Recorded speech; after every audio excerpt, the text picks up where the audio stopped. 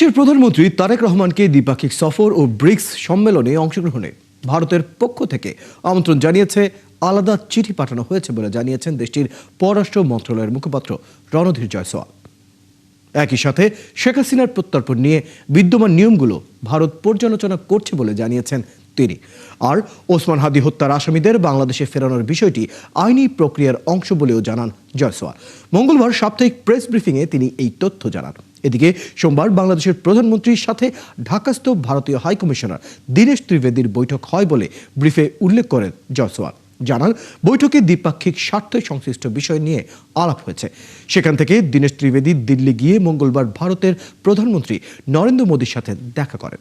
Our High Commissioner yesterday had a meeting with the Prime Minister of Bangladesh. At the meeting, both sides discussed matters of mutual interest. As far as the invitation that you talked about, we have extended invitation for a bilateral visit, as also for the BRICS outreach session, which will be held here in Delhi. We will keep you updated on this particular matter. As far as the extradition matter is concerned, as I said before, that our position has been very clear on this particular matter, that we are looking into the case as per established processes that we have on ours. এর আগে বাংলাদেশের সাথে সম্পর্ক উন্নয়নে ভারতকেই এগিয়ে আসতে হবে বলে মন্তব্য করেন প্রধানমন্ত্রীর তথ্য উপদেষ্টা ডক্টর জাহিদুর রহমান। তিনি বলেন, দেশটির গোয়েন্দা সংস্থার প্রধানের বাংলাদেশ সফর নিয়ে সন্দেহের কারণ নেই। মঙ্গলবার সচিবালয়ে নিয়মিত ব্রিফিংয়ে উপদেষ্টা আরও বলেন, শেখ হাসিনা দেশে ফিরলে তাকে পূর্ণ নিরাপত্তা দিয়ে বিচার কাজ শুরু হবে। শঙ্কা নেই সাকিব আল হাসানের নিরাপত্তা নিয়েও। শারমিনের রিপোর্ট।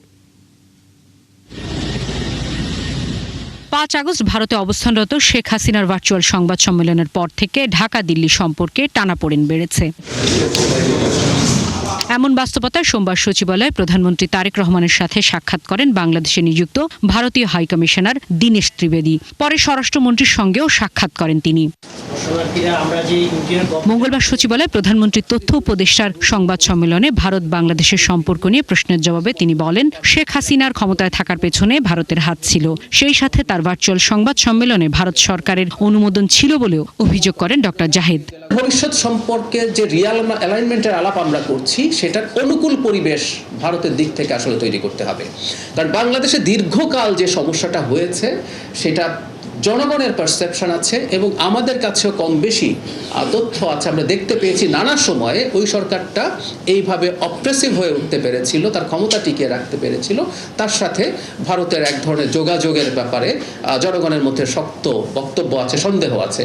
এ সময় ভারতের গোয়েন্দা সংস্থা রয়ের প্রধানের বাংলাদেশ সফরকে নিয়মিত ঘটনা বলে জানান তথ্য উপদেষ্টা। ক্রিকেটার ও সাবেক সংসদ সদস্য সাকিব আল হাসান দেশে ফিরলে তার নিরাপত্তা নিয়ে শঙ্কা আছে কিনা এমন প্রশ্নের জবাবে উপদেষ্টা জানান, তার নিরাপত্তার ঝুঁকি নেই, আর শেখ হাসিনা ফিরলেও নিরাপত্তা পাবেন। খেলোয়াড় হতে পারেন, উনি একজন নষ্ট পচে যাওয়া মানুষ, যে মানুষ হাসিনার সাথে অ্যালাইন্ড হয় এবং এখনও অ্যালাইন্ড থাকেন। সেই 5 তারিখে তো তার বক্তব্য এসছে। উনি কত নামী, কত সুনাম তার আছে, এসব ফালতু কথা উনি বলেন আসলে সরকারকে কিছুটা চাপে ফেলার জন্য। সে তো আর হাসিনার চেয়ে বড় অপরাধী না। হাসিনাও যদি বাংলাদেশে আসেন, উনি তো বলছেন ডিসেম্বরে আসবেন, আমি বহুবার বলেছি, তিনি যদি আসেন পূর্ণ নিরাপত্তার সাথে তিনি আসবেন, পূর্ণ নিরাপত্তার সাথে তিনি বিচারিক প্রক্রিয়ায় যাবেন, পূর্ণ অধিকার ভোগ করবেন বিচারিক প্রক্রিয়ায়। জানান, জুলাই জাদুঘরে শিক্ষার্থীদের বিনামূল্যে প্রবেশের ব্যবস্থা করছে সরকার। পর্যায়ক্রমে অন্যান্য জাদুঘরেও এই ব্যবস্থা করা হবে। একটা জাদুঘরে কি কি এক্সিবিটেড হবে। শারমিন মীরা, ৭১, ঢাকা। শেষ পর্যন্ত এটা বিতর্ক হবে। সংসদে বিশেষ বৈঠকে আগামী 20 আগস্ট রাষ্ট্রপতি নির্বাচনের ভোট গ্রহণ হবে। এজন্য গেজেট প্রকাশ করেছে নির্বাচন কমিশন। তারা জানিয়েছে, ভোটে থাকবে 3টি স্বচ্ছ ব্যালট বাক্স, যা পৌঁছানো হবে কমিশন থেকে। ভোট গ্রহণ শেষে প্রাথমিক ফলাফল ঘোষণা করবেন প্রধান নির্বাচন কমিশনার। ভোটের শুরুতে থাকবে সরাসরি সম্প্রচারের ব্যবস্থা। বিস্তারিত জানাচ্ছেন ফারজানা আক্তার। ১৯৯১ সালের পর এবার প্রথম প্রতিদ্বন্দ্বিতামূলক রাষ্ট্রপতি নির্বাচন হতে যাচ্ছে। এরই মধ্যে মনোনয়নপত্র সংগ্রহ করেছে ক্ষমতাসীন দল বিএনপি ও বিরোধী দলীয় জোট। মঙ্গলবার সকালে এ বিষয়ে জাতীয় সংসদে স্পিকার ও হুইপদের সাথে বৈঠক করেন নির্বাচন কমিশন সচিব। এর পরিস্থিতিতে আয়োজন করা হয় অনানুষ্ঠানিক কমিশন সভার। পরে ইসি সচিব জানান 20 আগস্ট ভোট গ্রহণের দিন সংসদে 3টি স্বচ্ছ ব্যালট বক্স সরবরাহ করবে কমিশন। দুপুর 2টায় শুরু হয়ে বিকেল 5টায় ভোট গ্রহণের সাথে সাথে শুরু হবে গণনা ও প্রাথমিক ফল প্রকাশ। অধিবেশন কক্ষে মাননীয় সংসদ সদস্যরা তারা অবস্থানে তাদের আসনে বসবেন। আমরা যারা সহায়ক কর্মকর্তা থাকব, আমি সহ আমরা তাদের কাছে তাদের ব্যালট পেপারটা পৌঁছে দেব। পৌঁছে দেওয়ার পরে তাদের যা মনোনীত তাদের প্রার্থীকে স্বাক্ষর করে চিহ্নিত করে সামনে 3টা ব্যালট বক্স রাখার কথা বলা হয়েছে। 3টা ব্যালট বক্সের যে কোনোটাই তারা ভোট কাস্ট করবেন। তার সময় যখন ভোট গ্রহণ শেষ হবে আমরা তাৎক্ষণিকভাবে ওখানে কাউন্টিংটা করব। ওই যে জায়গায় ভোট বাক্সগুলো রাখা আছে ওইখানেই আমরা কাউন্টিংয়ের ব্যবস্থা করা হবে। ওয়ান করবেন নির্বাচনকর্তা, যেটা সিইসি স্যার, ওখানে অ্যানাউন্স করে আমরা সচিবালয়ে এসে বাকি গেজেটটা করব।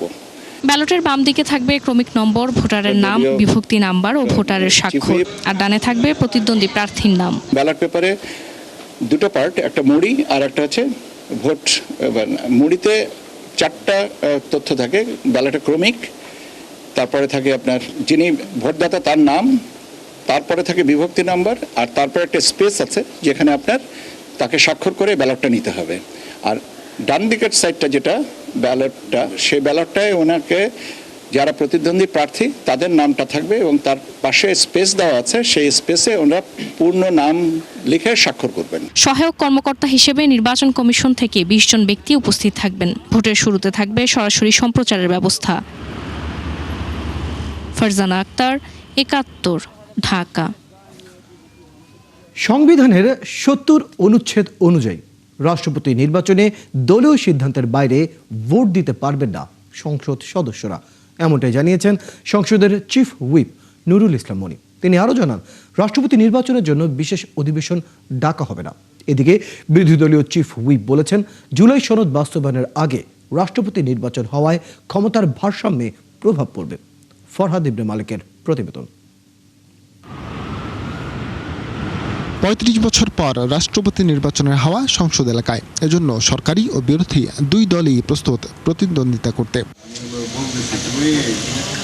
এই নির্বাচন নিয়ে প্রস্তুতিমূলক সভাটাকে সংসদ সচিবালয়, এতে সভাপতিত্ব করেন ভারপ্রাপ্ত স্পিকার কায়সার কামাল। অংশ নেন নির্বাচন কমিশনের সিনিয়র সচিব আক্তার হোসেনও।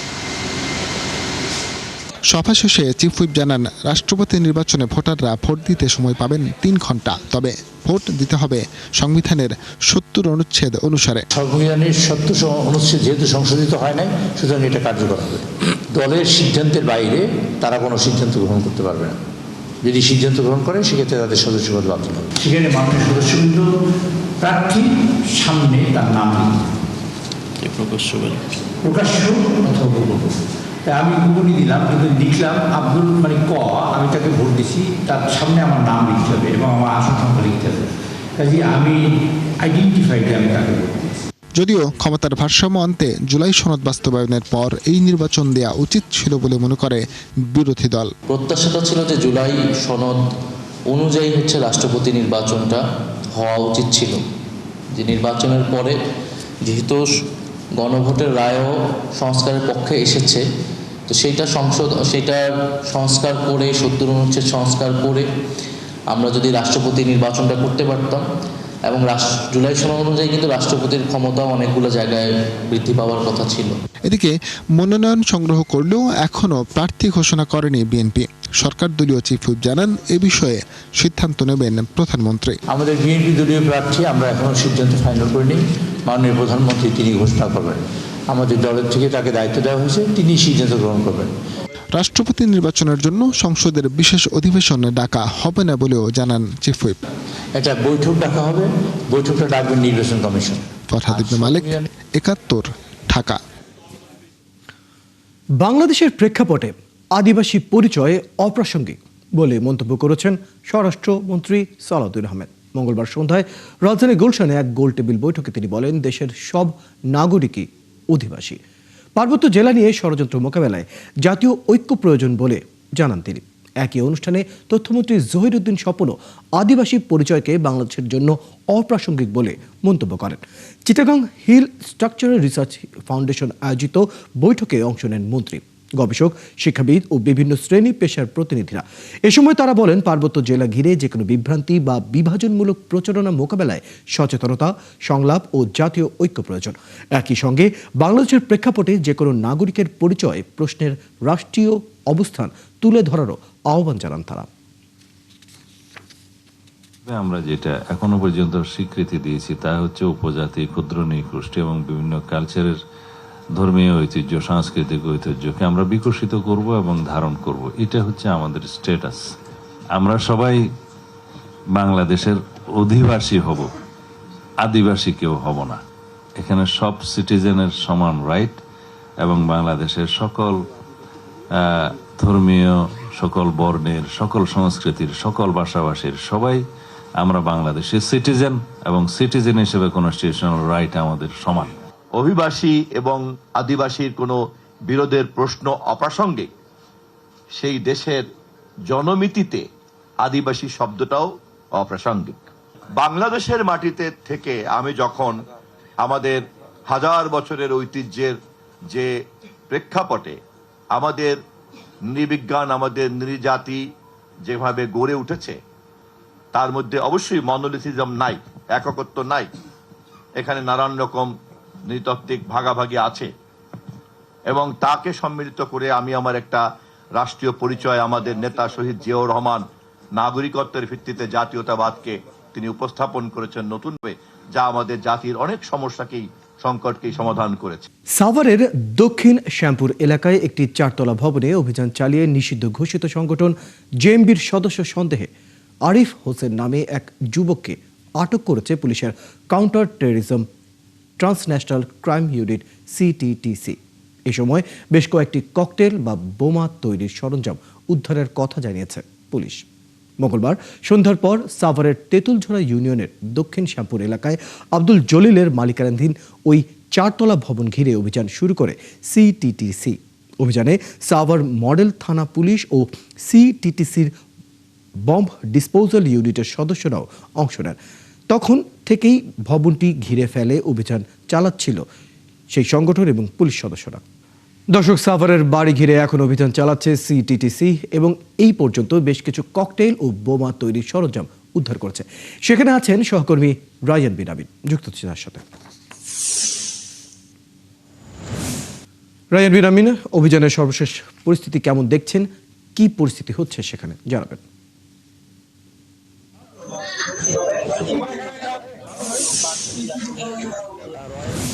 পর আসলে সাভারের তেঁতুলঝোড়া এলাকার এই যে এটা আসলে 3 তলা একটি বাড়ি, 3 তলা বাড়ির নিচ তলায় একজন ব্যক্তি ভাড়া নিয়েছিলেন। এই মাসের শুরুতে 2 তারিখে তিনি বাড়িটি অ্যাডভান্স করে যান, নিচ তলার একটি রুম, এবং পরবর্তীতে ফ্যামিলি অর্থাৎ পরিবার সহ স্ত্রী সন্তান নিয়ে ওঠার কথা বলে তিনি চলে যান।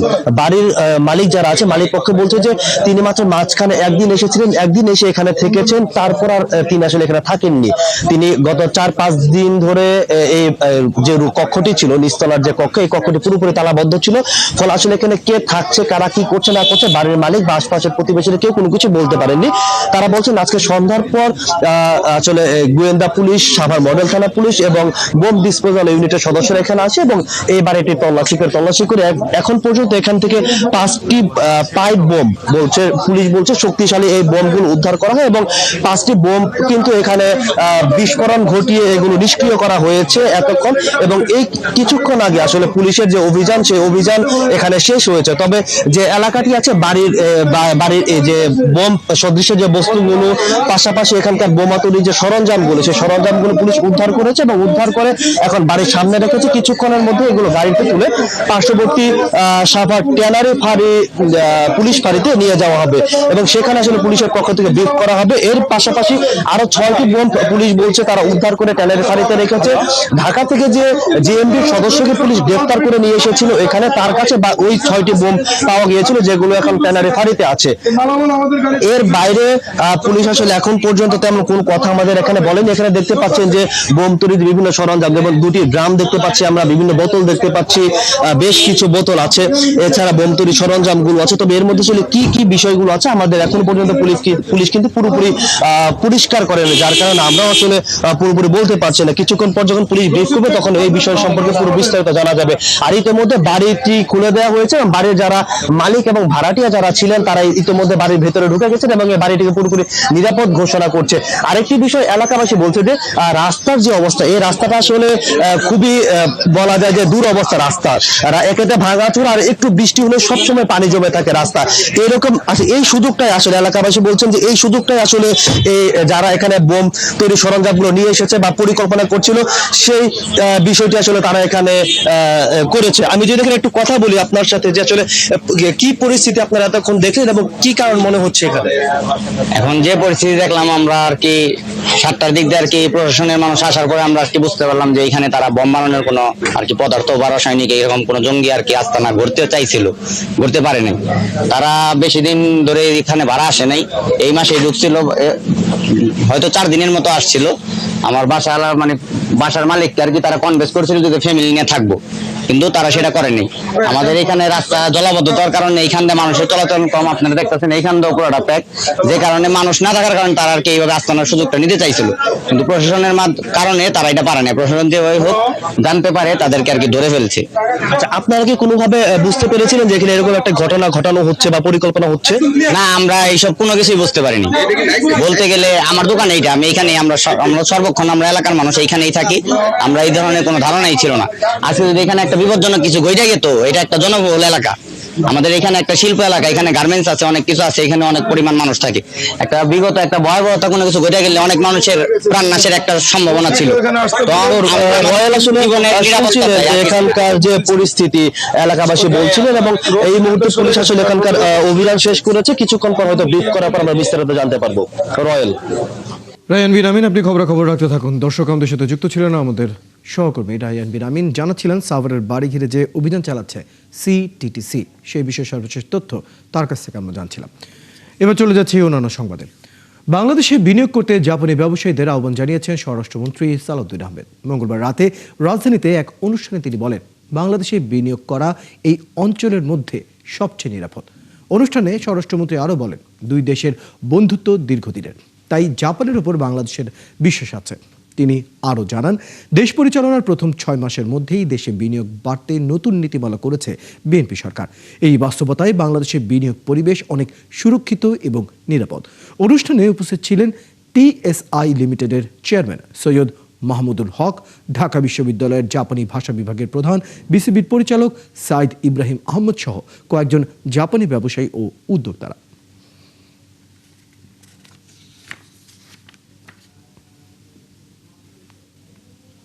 We trust on the Japan people to people and business community to business community. History says the Japanese investment is safer in our country.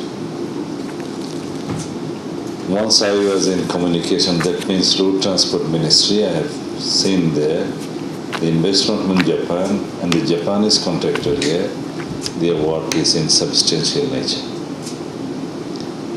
So, I invite you on behalf of the Bangladesh government that the investment in Bangladesh is more safer than any other country in this region. Bangladesh থেকে ব্যবসা গুটিয়ে নেওয়ার সিদ্ধান্ত থেকে সরে এসেছে Europe ভিত্তিক পোশাকের ক্রেতা প্রতিষ্ঠান এলপিপি পোল্যান্ড।